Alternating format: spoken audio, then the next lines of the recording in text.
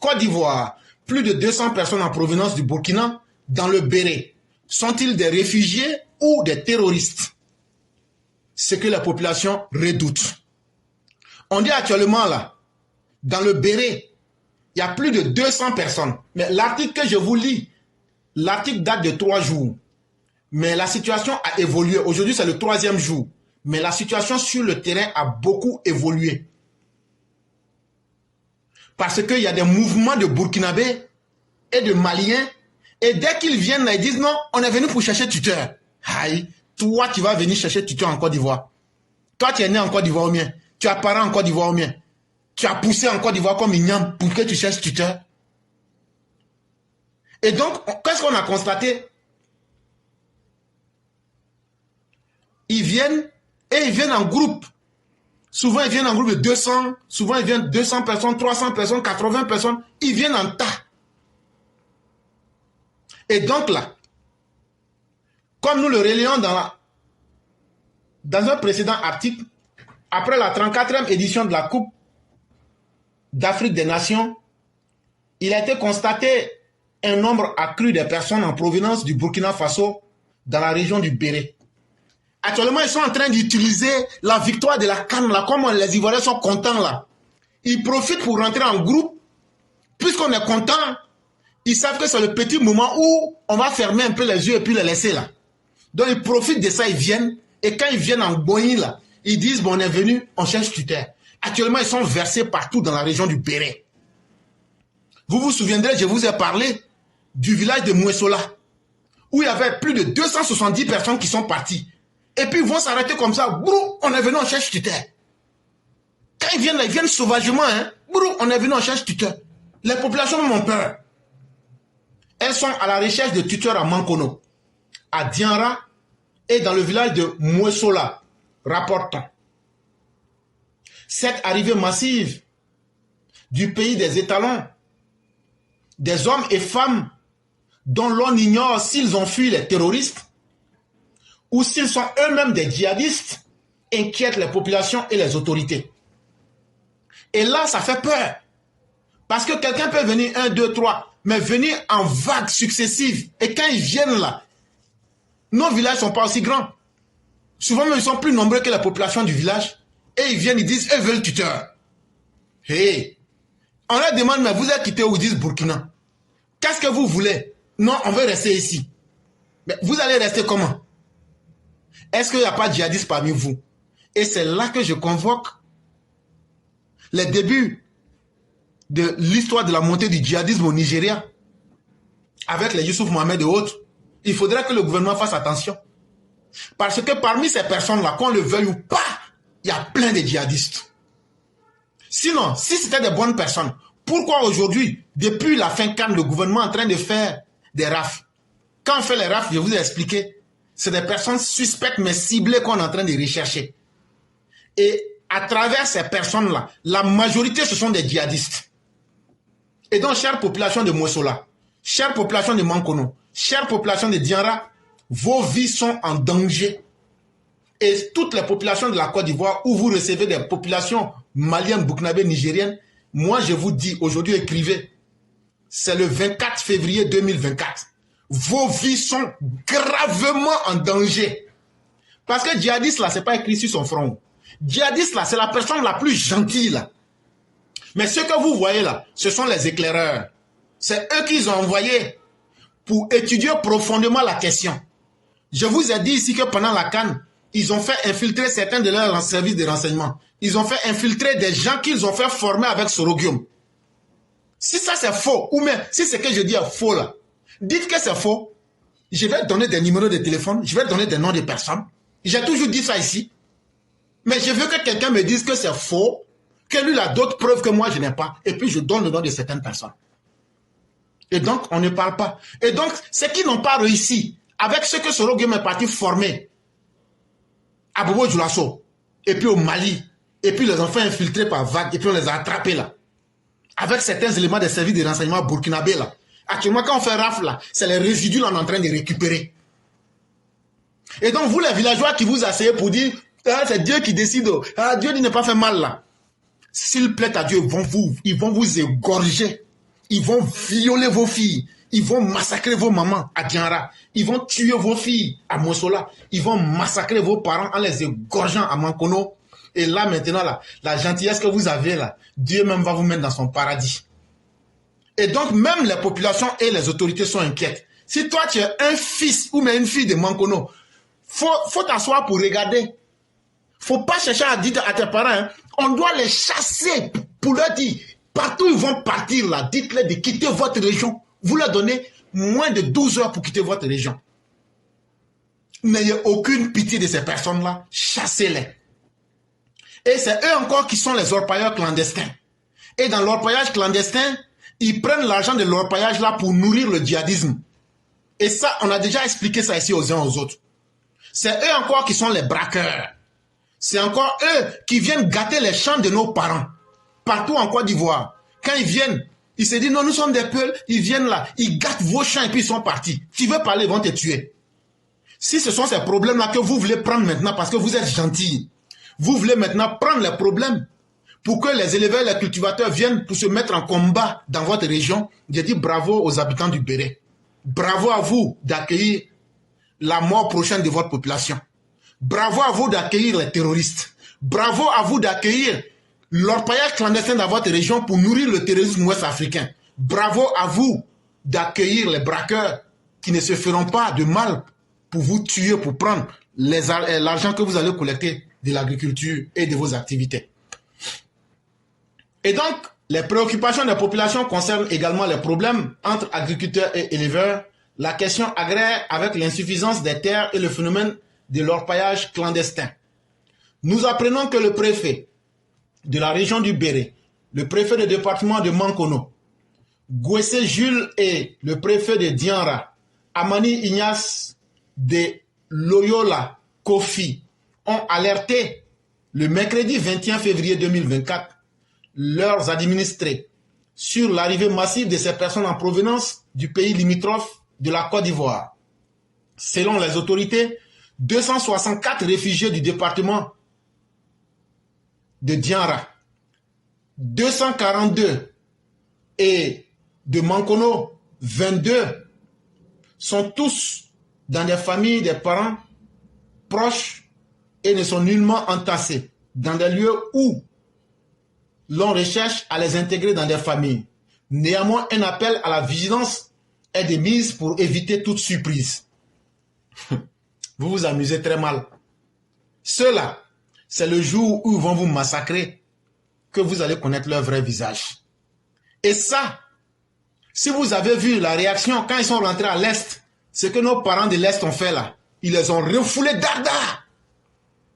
Mais comme c'est vous qui êtes les plus gentils, c'est vous qui voulez rentrer au paradis là. Mais ceux-là seront ceux-là qui vont vous tuer pour que vous puissiez rentrer au paradis. Parce que dans leur Burkina natal là, d'où ils viennent là, ceux-là comme j'ai expliqué là, ceux qui vous font pitié là, ils sont venus pour accueillir des renseignements. Ils sont venus pour accueillir, ils sont venus pour recueillir toutes les informations de terrain avant de vous montrer leur vrai visage. Et donc, le terrorisme là, c'est celui qui ne soupçonne pas là, c'est lui qui est le terroriste. Et donc, Dieu merci, tous ceux qui veulent, vous pouvez permettre à votre région d'être dans la phase expérimentale du djihadisme. Mais laissez-moi vous dire ceci. Ce qu'ils ont fait dans leur propre pays là, c'est pas en Côte d'Ivoire, ils vont pas pouvoir faire ça. Le vendredi 17 février 2023, une embuscade tendue par des djihadistes, présumés dans le nord du Burkina Faso, précisément dans la région du Sahel frontalière du Mali et du Niger, fait 51 morts. Lundi soir, ce sont 43 nouveaux corps qui ont été retrouvés, établissant un bilan provisoire de 51 militaires tombés, indique l'armée burkinabé dans un communiqué. Elle avait donné lundi un bilan de 8 soldats tués. Avril 2023, dans la nuit de jeudi à vendredi, lors de l'attaque de 2 villages dans le nord-est du Burkina Faso, près de la frontière nigérienne, un nouvel épisode sanglant. Le bilan provisoire de cette attaque ignoble et barbare qui a visé les villages de Kourakou et de Tondobi fait état de 44 civils tués et des blessés, détaille le gouverneur de la région du Sahel, le lieutenant-colonel Rodolphe Sorgo. 31 tués à Kourakou et 13 tués à Tondobi, précise-t-il. Les 5 et 4 juin 2021, des insurgés djihadistes ont attaqué les villages de Solane et de Tadariat dans la province de Yaga au Burkina Faso. Les massacres ont fait au moins 174 morts. 5 juillet 2023, des terroristes ont mené une attaque très tôt ce matin à Sorga, localité située près de Bogandé, chef-lieu de province de Nyanya, dans la région de l'Est, qui a coûté la vie à une quinzaine d'habitants, dont des femmes, a déclaré à l'AFP un responsable local. Les assaillants qui ont attaqué le village au petit matin l'ont fait à bord de motocyclettes, ont également fait plusieurs blessés qui ont été évacués à Bogandé, a poursuivi la même source. Samedi 8 juillet 2023, des sources sécuritaires locales, le village de Kog-Sablogo, situé près de Boulsa, chef-lieu de la province de Namentenga, dans la région du centre-nord, a fait l'objet d'une attaque de groupes terroristes faisant 22 morts. Mardi 5 septembre 2023, 53 morts, dont 17 militaires et 36 VDP, supplétifs de l'armée burkinabé, ont été tués lors d'une attaque de djihadistes présumés dans la région nord, a annoncé le mardi 5 l'état-major burkinabé dans un communiqué. Dimanche 26 novembre 2023, l'attaque du groupe djihadiste GSIM dans la localité de Djibo a fait au moins 40 tués. Et donc, mesdames et messieurs, tout ce que je viens de lire là, ça s'est passé sur la terre. Ce sont des choses que vous pouvez vérifier. C'est pourquoi je donne le lieu, la date, les lieux pour que vous vérifiez. Ce que je viens de dire là, tu prends, tu écoutes, tu tapes sur Internet. Tu vas voir ce qui s'est passé. Vous qui accueillez ces gens-là, on vous conseille, vous ne comprenez pas là. C'est exactement ce que vous allez vivre. Il n'y aura pas de changement. Et donc là, le grand chef des djihadistes du Burkina, il s'appelle Jafar Diko. Avant lui, c'est lui, Jafar là, on l'appelle aussi Yero. C'est lui qui a remplacé Malam Diko à la tête de Ansarul Islam. Mais les Burkinabés même là, avec les animaux qui sont à la tête du Burkina actuellement, ne parlent pas de lui. Parce qu'ils sont dans un deal avec lui. Ils sont dans un deal avec lui. Et cet animal de terroriste là, il est né à Pétéga. Est-ce que depuis que vous les avez entendus un jour vous dire le nom du chef des djihadistes du Burkina Faso? Parce que les Ibrahim là travaillent avec lui. Et donc là, ce sont ces gens-là qui sont en train de déverser sur vous en Côte d'Ivoire. Et vous vous asseyez pour dire, comme Dieu dit d'être gentil là, soyez gentil. Et donc là, ce chef djihadiste là, comme je le disais, il est né à Pétéga. C'est dans la commune de Nassumbu, dans une province qu'on appelle Soum au Burkina là-bas. Aujourd'hui, je vous parle en 2024, il a 52 ans. Et les services de renseignement du Burkina le décrivent comme étant un homme brutal et sans charisme. Et comme il est en complicité avec les autorités du Burkina, il lui facilite son déplacement entre le Mali, le nord du Burkina, et particulièrement dans la zone de Djibo. Et donc, il circule là-bas beaucoup. Et c'est très sérieux ce que nous sommes en train de vous dire. Et pour terminer, je vais encore vous faire la liste des dégâts que le terrorisme représente. Et ça, c'est un article de Jeune Afrique qui date du 1er janvier 2024 et qui a pour titre « Au Burkina Faso, des dizaines de morts dans plusieurs attaques ». Vous qui accueillez les terroristes burkinabés maliens là, ils vont vous massacrer méthodiquement dans vos régions là. Et c'est là que vous allez dire, ah, il y a quelqu'un qui disait, on ne comprenait pas. Mais le moment où vous allez comprendre là, vous êtes déjà dans les tombeaux, ou bien vous êtes déjà, comme vous voulez mourir pour aller au paradis, vous serez sur la route du paradis. En une semaine, au moins 4 assauts djihadistes ont visé des détachements militaires. Dans son discours de fin d'année, le président de la transition, Ibrahim Traoré, a annoncé la création d'une brigade spéciale d'intervention rapide. Des dizaines de soldats et des centaines de civils ont été tués en une semaine au Burkina Faso lors d'au moins 4 attaques de djihadistes contre les détachements militaires dans le nord du pays. 2 attaques ont eu lieu le 24 décembre 2023 et 2 autres le 30 décembre 2023. Ce jour, un important groupe terroriste lourdement armé a attaqué le camp militaire de Nouna, dans le nord-ouest du Burkina Faso. Plusieurs victimes ont été enregistrées.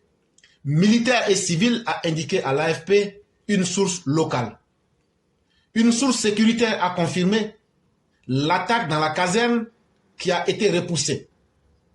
Une autre attaque a visé quasi au même moment un autre détachement dans le nord. Selon cette même source qui assure que ce château a également été maîtrisé. Les détachements militaires ont également été la cible de 2 autres attaques le 24 décembre 2023. La première a eu lieu à Solé, dans le nord du Burkina Faso, et plusieurs victimes ont été enregistrées côté Ami. La bravoure et la riposte des éléments a permis de repousser les assaillants, a affirmé la même source, précisant que les djihadistes ont été traqués lors de leur repli et frappés par les vecteurs aériens.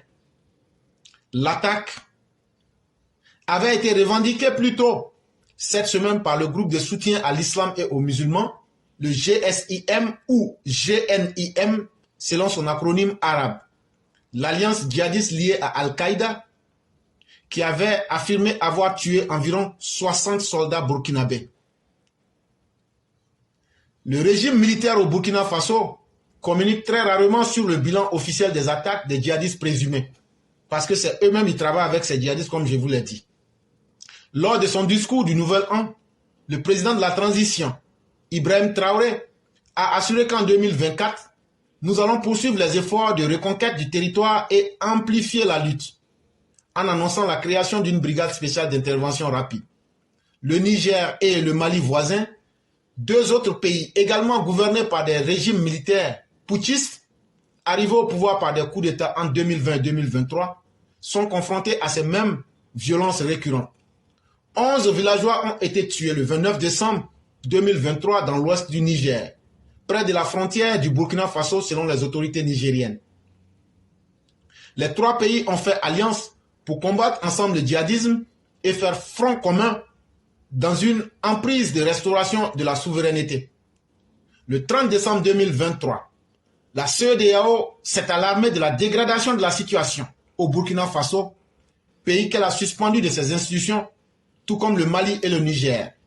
Elle a également demandé la libération immédiate des personnalités politiques et de la société civile interpellées ces dernières semaines à Ouagadougou, estimant que ces arrestations étaient destinées à réprimer les libertés d'expression dans le pays. Le 24 décembre 2023, l'ancien ministre des Affaires étrangères Ablassé Ouedraogo a été enlevé par des individus disant appartenir à la police. Selon son parti, qui n'a plus de nouvelles de lui depuis, plusieurs cas d'enlèvement ont également été rapportés ces derniers mois par des sources locales à Ouagadougou, dont celui de Daouda Diallo, défenseur des droits humains, en début décembre 2023. C'est un article tiré de Jeune Afrique en collaboration avec l'AFP et publié le 1er janvier 2024.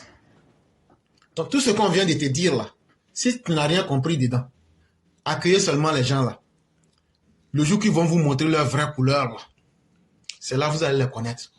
On dit là, les conséquences corrigent souvent mieux que les conseils. Vous qui êtes capable de les encourager, continuez à le faire et vous n'allez pas regretter.